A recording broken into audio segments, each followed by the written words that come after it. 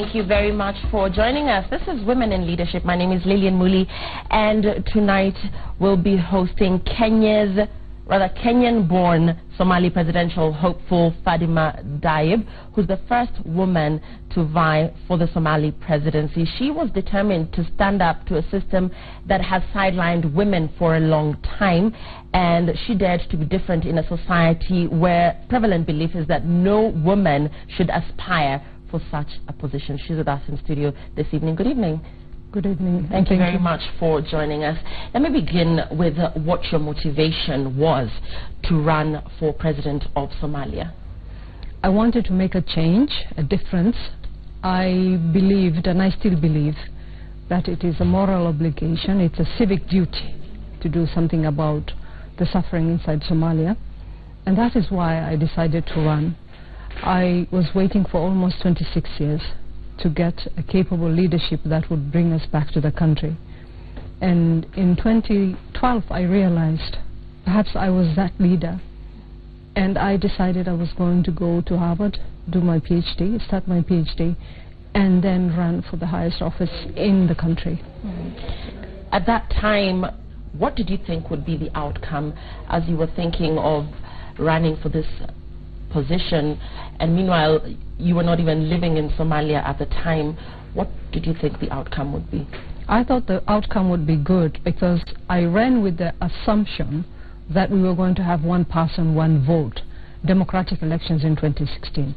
I had declared my interest in 2014 September, and at that time, we were told we were going to have democratic elections. It's only a year and a half after I had declared my candidacy that the administration had reverted back to the clan-based system. And I knew that it was going to be a very corrupt system. It was going to be a system that subjugates, suppresses women, and I would not stand a chance in such a corrupt system. When you talk about a clan-based system, just briefly, tell us a little bit about how this works. It's very similar, to the system here in Kenya as well. Here there are tribes. Tribalism is also rife and rampant. Over there we have clans, and so the 4 major clans and the 0.5s who are marginalized, vulnerable communities. So it's basically saying as if they are subhumans. So the 4 major clans are the ones that are sharing power, and what is left is normally given to the minorities or marginalized clans. So to me that is really a repugnant system. It's a corrupt system. It's a system that is the reason why we've had bloodshed inside the country. It's a system that does not allow competency, that is not really doesn't allow efficiency as well. It's corrupt, it's highly corrupt, and so it is really a destructive, dysfunctional system. Is this what motivated you to pull out? Tell us about pulling out, and at this point, what are you feeling, what are you thinking? I am very happy that I pulled out. I realized when we were told that you'd have to pay the registration fee and get the endorsement of 20 lawmakers, that I would have to partake in corruption to get those the endorsement from the lawmakers. And I chose not to do that because I believe that we must have a leadership that is not corrupt, that really walks the talk, and that shows a good example. And I did not want to come into office breaking the constitution, because the 4.5 clan-based system is not in the Somali constitution.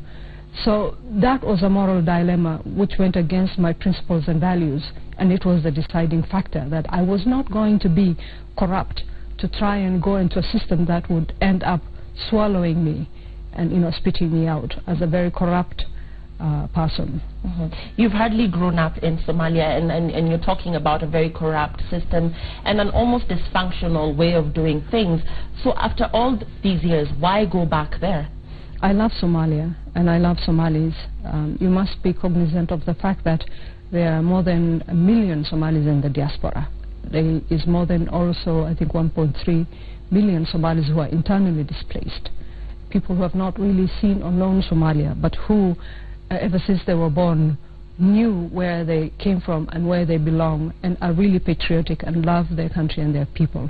And it is that love that has really motivated me, and that will continue motivating me even now.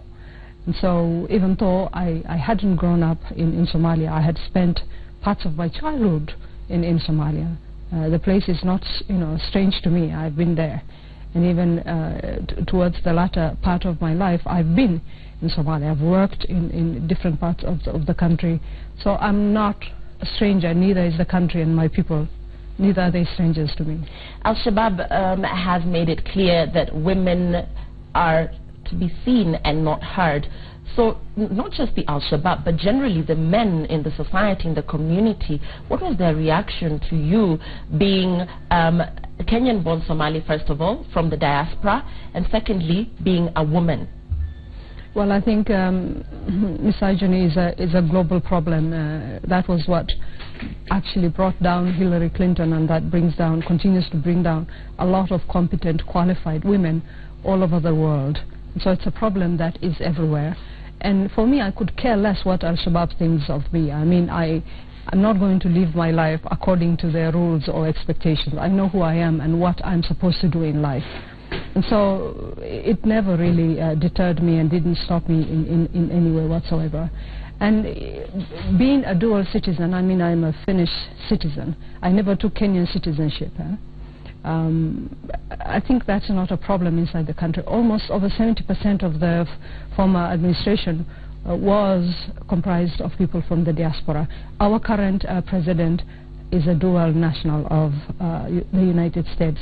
So the diaspora has a huge stake to play in Somalia. What would you say to critics, leave alone the female connotation, but what would you say to critics who felt that this was just a PR stint from you and that because you're a woman you stood no chance whatsoever? Yeah, I'm very proud that I have critics. I mean, to me that is really a huge testimony to my accomplishments in life. I mean, if you don't have a critic or you don't have critics, it means you haven't actually done much in life. And there are people who are always suspicious no matter what you do, because they project their feelings, their actions onto you. Perhaps if they were in my shoes, they would do it because they wanted to do it as a PR stunt. But that was not the reason why I actually did what I did. I left my job, I left Finland, I uprooted my family and brought them here so that we could be closer to Somalia. That is not a PR stunt. That is someone who really believes what they're doing. Let's talk about the incumbent, the new president, Abdullahi Mohammed. What are the issues that you think that he needs to tackle? The key issues? The immediate priority would be the drought, which is really affecting the country, and if it is not dealt with, might actually become famine, or could be escalated to become famine. The second issue is to really sit down with Al-Shabaab and other disgruntled parties and negotiate a peace settlement.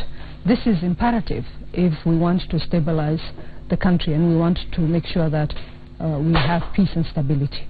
The third thing is really to strengthen the security sector, particularly the Somali National Armed Forces. They must come under an integrated command. And their salaries must be paid on time, they must be trained, they must be equipped to be able to provide security to the country.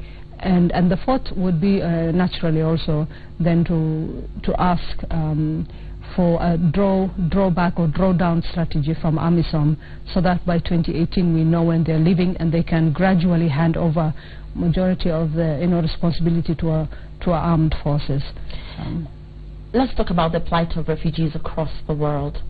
Here in the country, there's the Dadaab issue, which a lot of refugees are now happy with this week's development to know that they don't have to leave. And also, just across the world, utterances from the new U.S. president on immigrants. What is your take on the plight of refugees across the world? It's really, it's dire. I mean, the situation is very bad. And to know the fact that you will have a whole generation, or maybe even two generations, who know nothing but displacement and, being foreigners in countries that they don't belong in, and wanting to go back and not being able to do that. And to me, as a refugee, I'm a former refugee who has, had to experience that.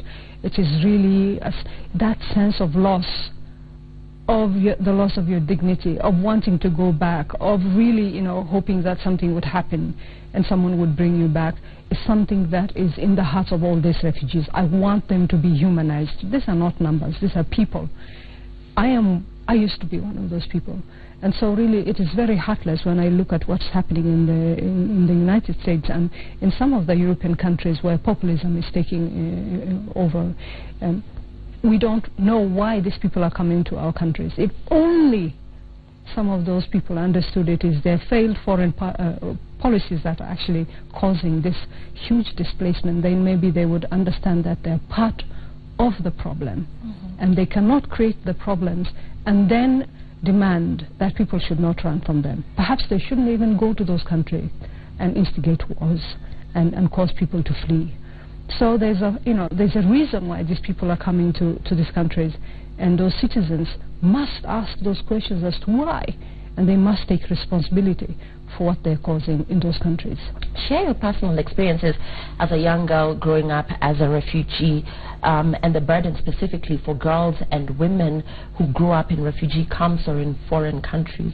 I was never in a refugee camp. I was very fortunate to take a flight from Mogadishu to go, to Moscow on transit on Moscow, and then get into Finland. And we lived in almost a 5-star hotel.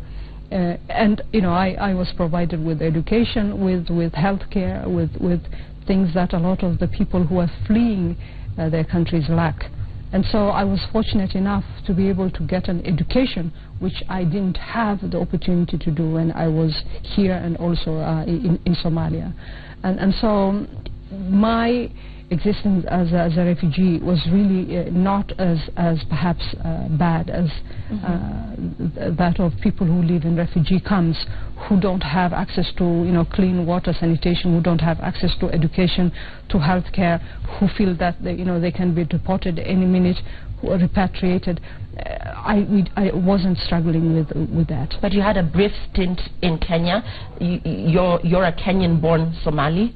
I was born in Thika. My family was forcefully deported from this country in 1989. Forcefully deported?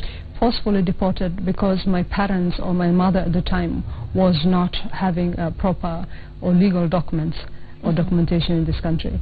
And so despite the fact that she had children who were born in this country, it didn't help. We were all deported. And I remember being given a small card that said go home, and home was Somalia. And looking back, I'm not bitter about that experience. I think the Kenyans gave me the best gift in life by actually directing me to my rightful place, which is Somalia.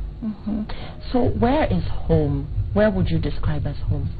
Home is Somalia, but Somalia to me is not a fixed place, where I carry it with me. It's in my heart, it's in my head, it's everywhere.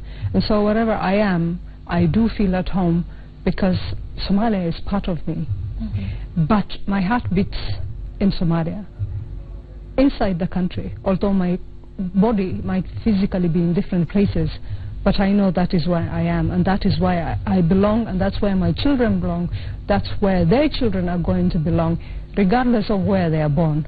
Ultimately, that is where we belong, and that is why I'm very happy that we have a president who will make that perhaps possible, so that many of us can actually finally come home.